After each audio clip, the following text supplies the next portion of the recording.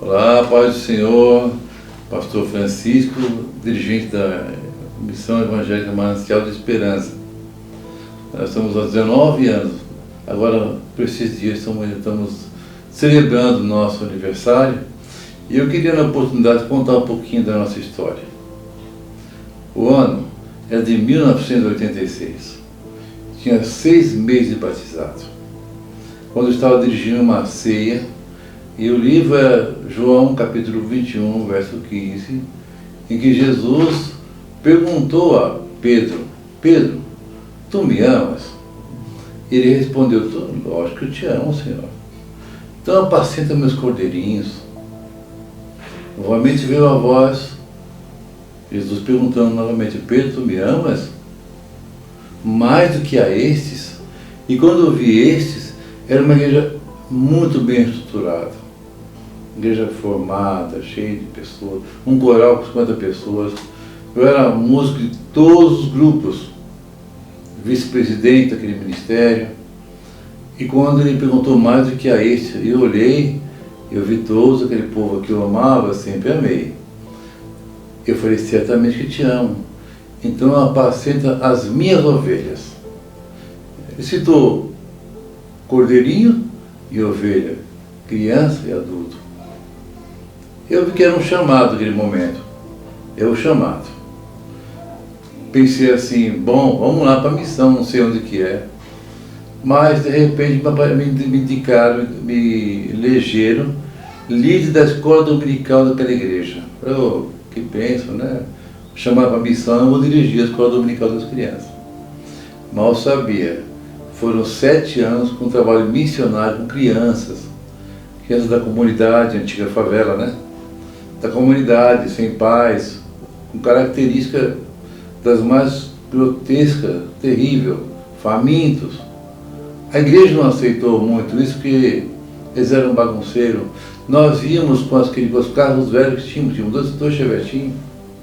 Eu, a série, ia buscar essas crianças nas favelas, preparava as crianças, às vezes tinha que trocar de roupa, trazer para a igreja, ensinava, dava de comer, cantava e depois levava outra vez para casa. Foram 7 anos, eu falei: mas o chamado não era para missão?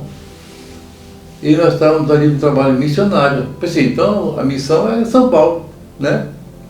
E foi quando, em 1993, meados de 93, o pastor falou assim: chegou a hora.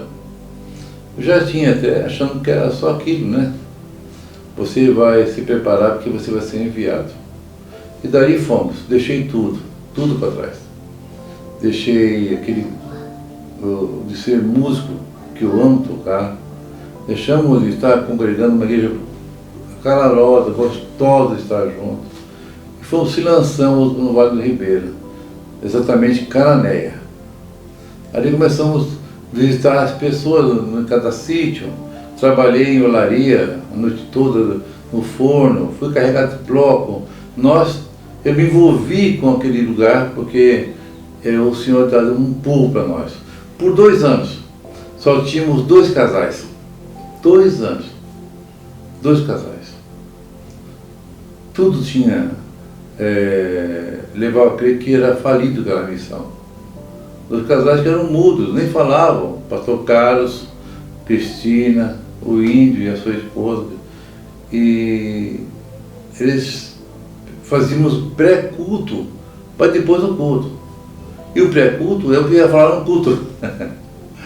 E ali ficamos, 93, 94, 12 de dezembro de 94, primeiro batismo. Eu não sabia fazer batismo. Tive que chamar um pastor vizinho para fazer batismo para mim, que eu não sabia nem como fazer aquilo. Mas eram 12 vidas que muitos deles já foram para o Senhor.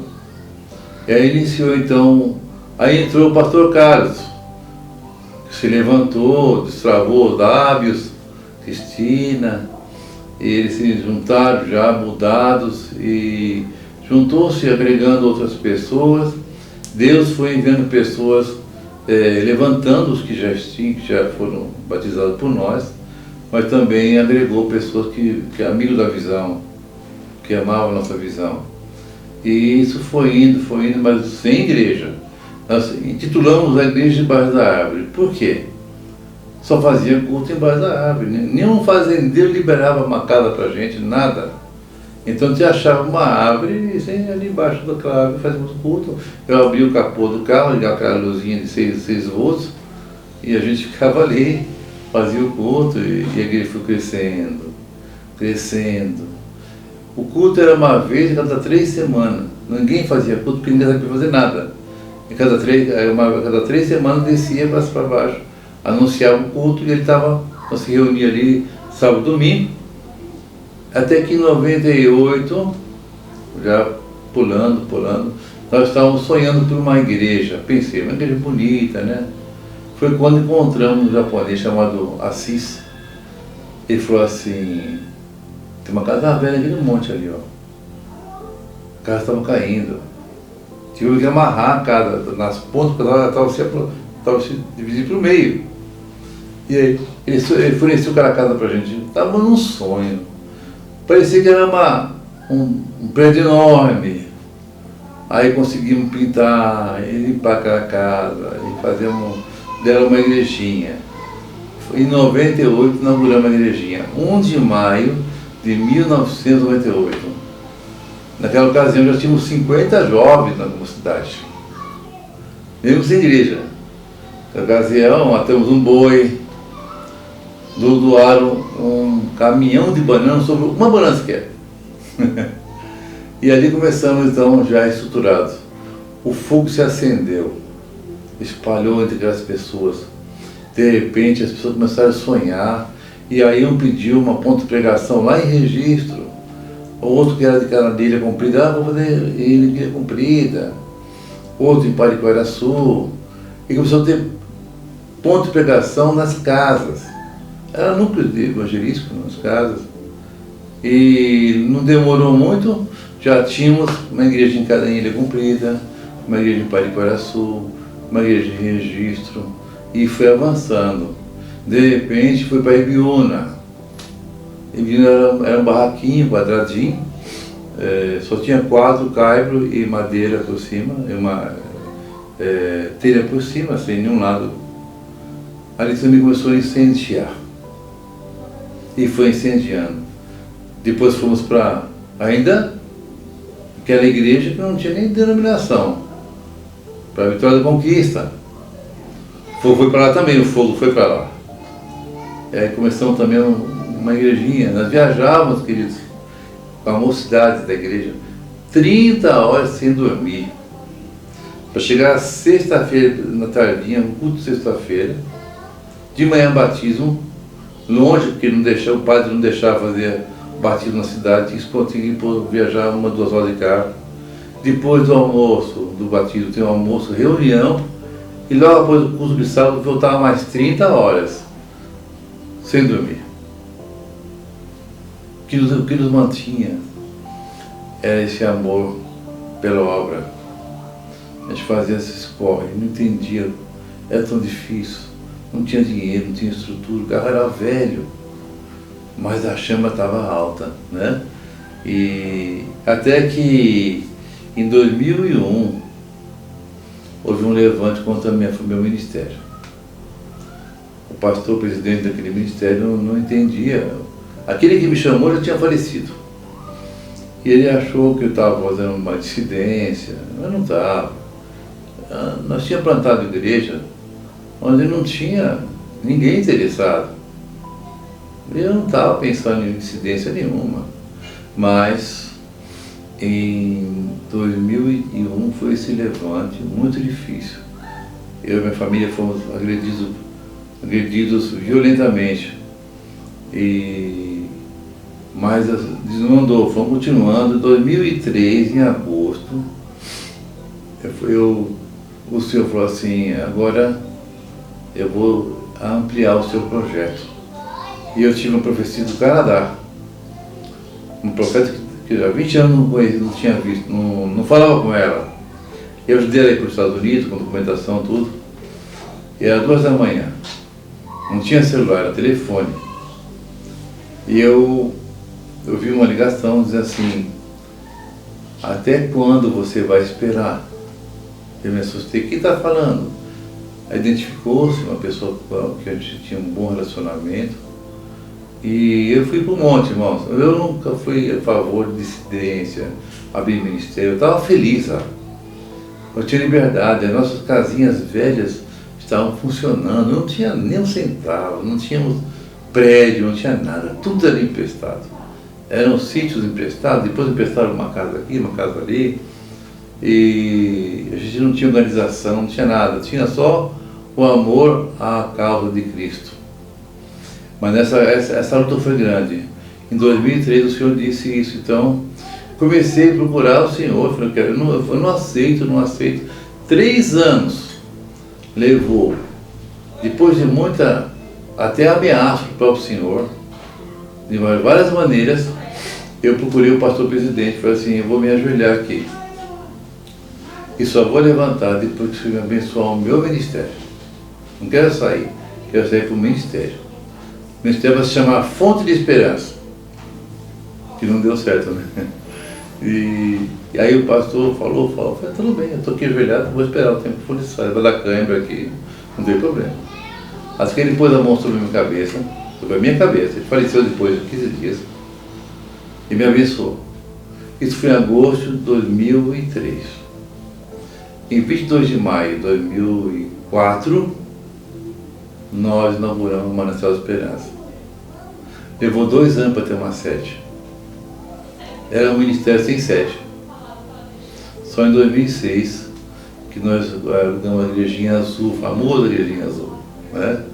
Em que ali começamos a crescer, mas o fogo foi se incendiando para os outros estados, foi para Bauru, ali a região de Bauru, foi lá para Prudente, Martinópolis, foi avançando para cá e para lá, irmãos. Era muito lindo, porque era só simplicidade. Não havia estrutura assim, maldade, nada financeiro. Era só, não existia nessas organizações que tem nada. Quero citar um caso de Ilha Comprida.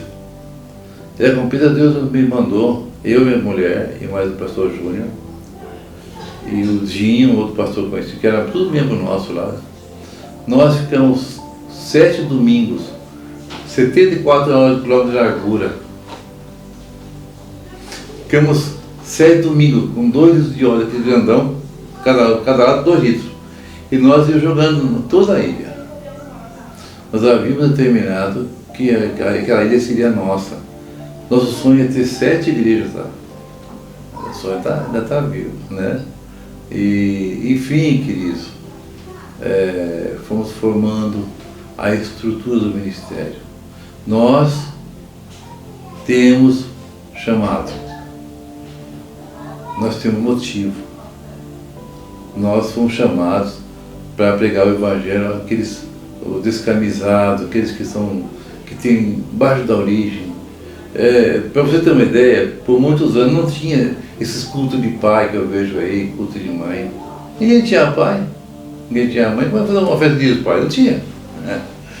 E hoje veio toda criança na igreja, correndo naquele culto, deixa eu correr mesmo. Não tinha. Então, queridos, esse é um breve relato do nosso ministério. Ele tem um motivo. Ele nasceu da necessidade e da vida. Eu vou citar um texto que baseia nosso ministério. Isaías 61. O Espírito de Deus está sobre mim. Ele me ungiu para dar liberdade a quem está preso, alegria a quem está triste, comida a quem está com fome, vestimenta de alegria, de unção, e tem mais.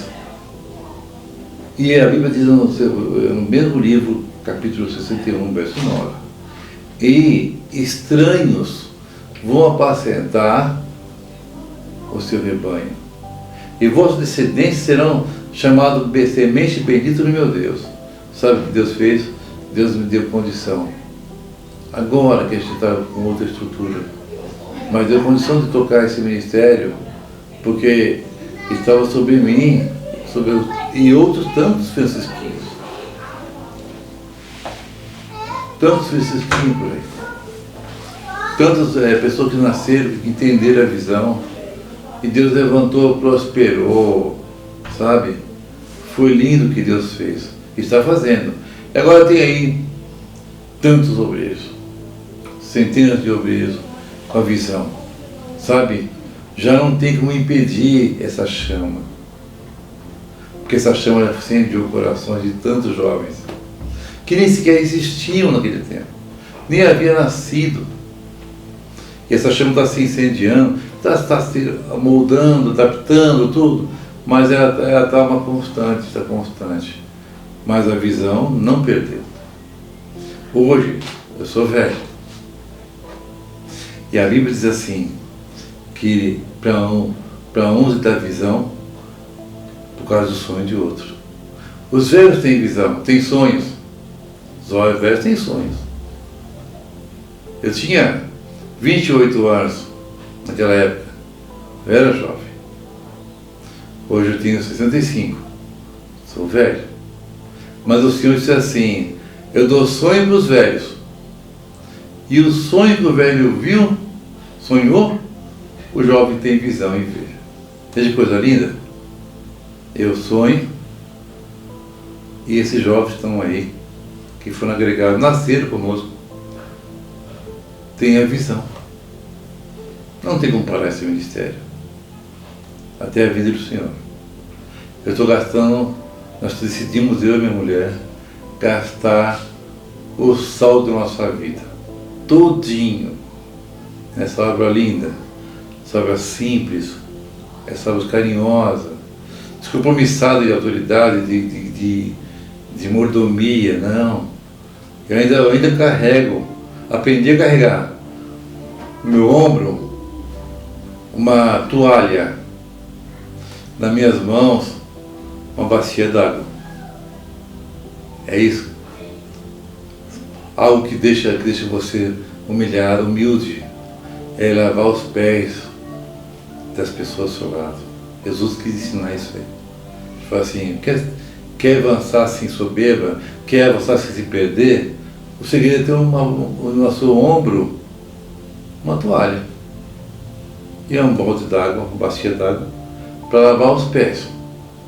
Uma situação de servir, de cuidar. E é isso, meus queridos.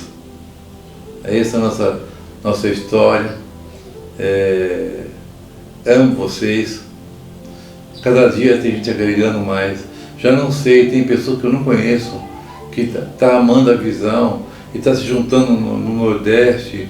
Lá nós temos Pernambuco, nós temos a Bahia, Vitória e Conquista, temos Rio Grande do Sul, Maranhão.